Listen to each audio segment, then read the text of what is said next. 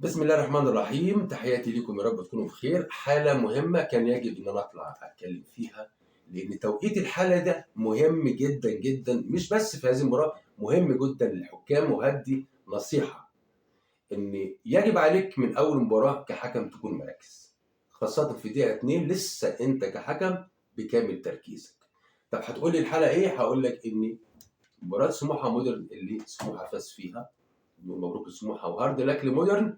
المباراة اللي أدارها عبيد السيد، وحكم مش قليل، حكم عنده خبرات كبيرة، حكم أعتقد ماشي بشكل كويس. لكن مش هتكلم، هو كان عنده مباراة أمس حكم فار والنهارده بيلعب مباراة، الكلام ده كله مش بتاعي، ده موضوع لجنة الحكام وهنتكلم فيه بعدين في موضوع التعيينات وتكرار الحكام وكل الكلام الجميل ده. ولكن هتكلم في الحالة هنا. بنشوف الدقيقة 2 حالة مهمة جدا، بنشوف هنا مخالفة واضحة من لاعب مودرن محمد صبري ضد خالد غندور لاعب سموحه. نشوف هنا اسلوب الدخول وطريقه الدخول، هنا بنتكلم فيه هل هي بطاقه صفراء؟ هل هي بطاقه حمراء؟ للاسف رغم الحكم موجود لم يشهر ولا الصفراء ولا الحمراء، وهنا بياتي دور حكم الفار خالد غندور. خالد غندور النهارده في الدقيقه 2 ما حسبش حسابات، انا هجيب الحكم في الدقيقه 2 وممكن الحكم يرجع يطرد، وهيبقى في فريق بيلعب 10 وفي بيلعب 11. احنا ملناش علاقه بالكلام ده خالص، احنا بننفذ القانون واللي بنشوفه بنحسبه. ده كان كلام خالد الغندور حكم الفار.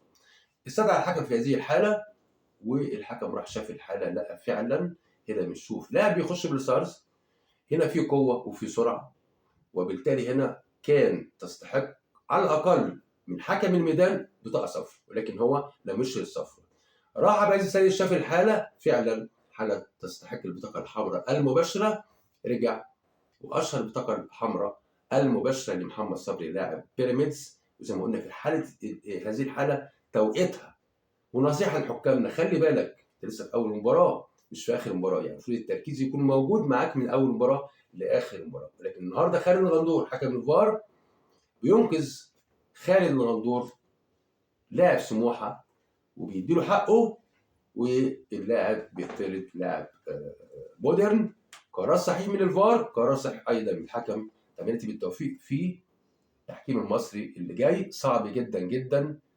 هنتكلم بعد كده في حاجات كتيره بس ده مش وقته. تحياتي لكم في حالات تحكيميه اخرى، اترككم في رعايه